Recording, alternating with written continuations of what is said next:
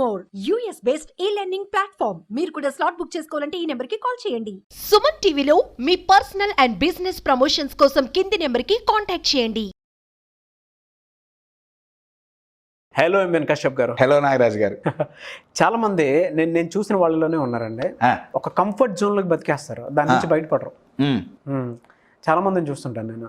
ఎలా అనంటే మాకు ఇది చాలే, ఆత్మసంతృప్తి అక్కడి వరకే అనమాట. ఎదుగు పొదుగు ఉండదు, ఒక చోటే ఉండిపోయి ఉంటారు. వీళ్ళ వల్ల వీళ్ళకి కాదు కదా, నెక్స్ట్ జనరేషన్ కూడా పెద్దగా ఉపయోగం ఉండదు, ఒక మోటివేషన్ ఉండదు, ఇన్స్పిరేషన్ ఉండదు, ఒక చోటే ఆగిపోయి ఉంటారు. అంటే లిమిటెడ్ వెర్షన్, ఒక కంఫర్ట్ జోన్ లో బతికేస్తారు. అది ఎప్పుడు కూడా ఉండకూడదండి ఒక్కొక్క మనిషికి. అది బ్రేక్ అవ్వాలి అంటే ఎట్లా? ఇక్కడ రెండు పర్స్పెక్టివ్స్ ఉన్నాయండి కంఫర్ట్ జోన్కి.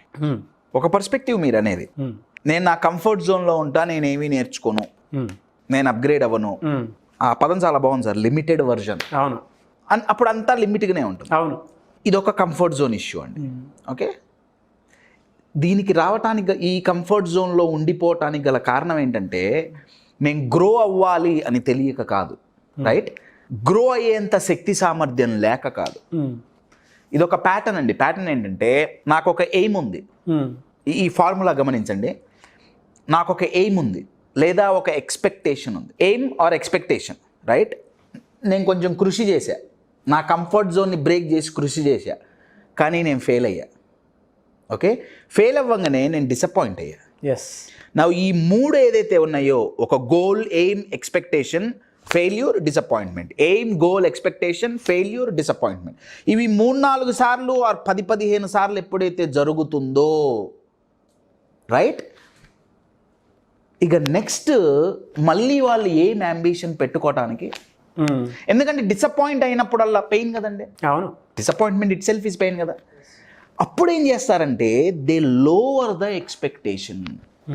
ఈ ఫార్ములాలో లాస్ట్ ఒకటి ఎక్స్పెక్టేషన్ ఉంది, ఎఫర్ట్స్ పెట్టాం, ఫెయిల్ అయ్యాం, డిసప్పాయింట్ అయ్యాం. ఇది సైకిల్ నడిచిన తర్వాత నేను ఎక్స్పెక్టేషన్స్ని తగ్గించుకున్నా. ఇక్కడ వచ్చే ప్రాబ్లం ఏంటంటే, లైఫ్లో జ్యూస్ ఉండదు. ఎగ్జాక్ట్లీ మీరు అన్నట్టు రొటీన్ లైఫ్, రిస్కు లేదు, సో రివార్డు లేదు. అవును, వాళ్ళు ఇక ఆ కంఫర్ట్లోనే ఉంటారు. అర్థమవుతుందండి? ఇది బ్రేక్ అవ్వాలంటే మాత్రం ఫెయిల్యూర్స్ నుంచి ఎలా బయటపడాలి, రిస్క్ ఎలా తీసుకోగలగాలి అనే థాట్ వాళ్ళ మైండ్లో వస్తే ఇది బ్రేక్ అవుతుంది. మీరు అడిగిన కంఫర్ట్ జోన్. ఈ కంఫర్ట్ జోన్కి రెండో పర్స్పెక్టివ్ ఉందండి. ఓకే, నా క్వశ్చన్ ఏంటంటే, కంఫర్ట్గా ఉండటం, నేను ఇందా చెప్పిన కంఫర్ట్ను ఒక నిమిషం పక్కన పెడితే, యూజువల్గా యావరేజ్ ఒక వీక్ తీసుకున్న, ఒక మంత్ తీసుకున్న, కంఫర్టబుల్గా ఉంటే లైఫ్ బాగుంటుందా, డిస్కంఫర్ట్గా ఉంటే బాగుంటుందా? కంఫర్ట్గా ఉంటేనే బాగుంటుంది కదండి. మరి కంఫర్ట్ జోన్ నుంచి బయటకు ఎందుకు రావాలి? ఇమాజిన్, పొద్దున్న నుంచి సాయంత్రం వరకు నేను కంఫర్ట్ జోన్లో లేను, I'm working hard, struggling. That's why stress అండి. అవును, అయితే ఈ డిఫరెన్స్ బాగా గమనించానండి. నాగరాజు గారు అడిగిన దాంట్లో చాలా డీప్ మీనింగ్ ఉంది. నా ఎగ్జాంపుల్ చెప్తానండి. Sure. Stage, audience, I love this అండి, రైట్? ఎవరు లేకుండా కెమెరా ముందు మాట్లాడాలంటే ఒకప్పుడు అది నా కంఫర్ట్ జోన్ కాదు. ఇక్కడ కనీసం మీతో నేను మాట్లాడచ్చు కదా, మీరు నన్ను క్వశ్చన్ ఇస్తున్నారు, మధ్యలో ఇన్పుట్స్ ఉంటాయి, ఏం లేకుండా ఓన్లీ కెమెరా ముందు మాట్లాడాలి. నా ఫస్ట్ సోషల్ మీడియాలో వచ్చిన వీడియోలు అంతే వచ్చినాయి, ఎవరు లేరు, కెమెరా, నేను ఒక్కనే. అది నా కంఫర్ట్ జోన్ కాదండి. నేను చాలా స్ట్రగుల్ అయ్యా, రైట్? నేనే జోకేసుకోవాలి, నేనే నవ్వుకోవాలి. అవును, రైట్? అలా జోకో కాదో తెలియదు, రైట్? అయితే ఇప్పుడు అది నా కంఫర్ట్ జోన్ అండి. ఎవరికడిగా కంఫర్ట్ జోన్ నుంచి బయటికి రావటం ఒకటి, లేదా కంఫర్ట్ జోన్ని ఎక్స్పాండ్ చేసుకుంటూ వెళ్ళటం ఇంకొకటి. ఎగ్జాక్ట్లీ, అవును. ఎవరికడిగా ఇప్పుడు నాకు ఒక భయం ఉంది, ఆ భయాన్ని నేను కంఫర్ట్గా మార్చుకున్నాను అనుకోండి, అప్పుడు స్ట్రగుల్ లేదుగా. కంఫర్ట్ జోన్ ఎక్స్పాండ్ చేయటం అంటే అప్డేట్ అవటం. Definitely updated skills, updated mind set, updated knowledge. ఇంకా సింపుల్ ఎగ్జాంపుల్, నేను కంఫర్ట్ జోన్ని నేను ఎందుకు ప్రిఫర్ చేస్తున్నానో నేను మీకు ఇంకా సింపుల్ ఎగ్జాంపుల్ చెప్తా.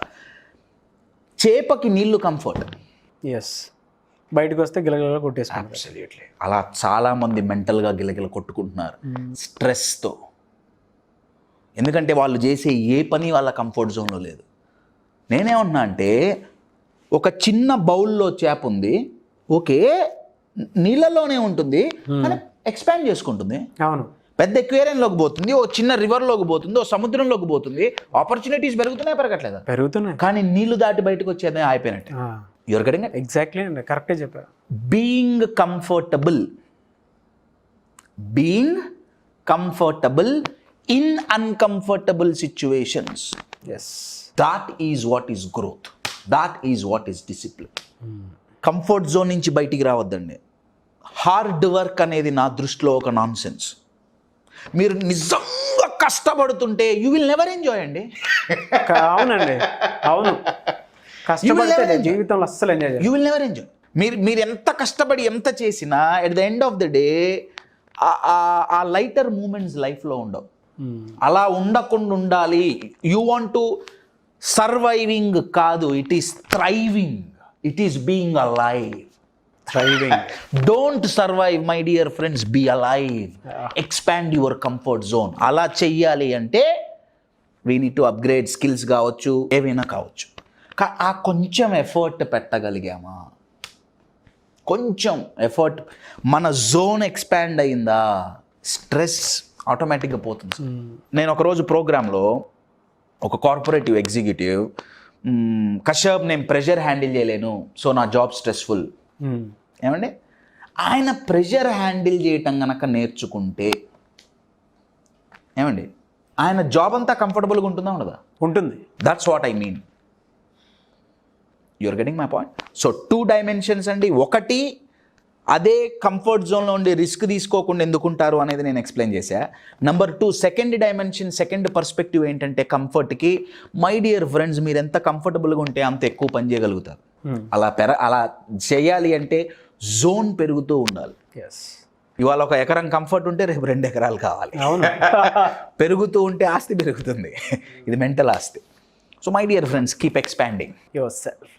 keep expanding your comfort zone through every fear to liberate, because August is a month of freedom and yes, right, ఎమోషనల్గా మెంటల్గా మనల్ని పట్టి పీడిస్తున్న ప్రతి దాని నుంచి అది మోటివేషన్ కాదండి, లిబరేట్ అవ్వటానికి ఏం చేస్తే అవుతామో అదే ఆ ప్రోగ్రామ్. 3 days.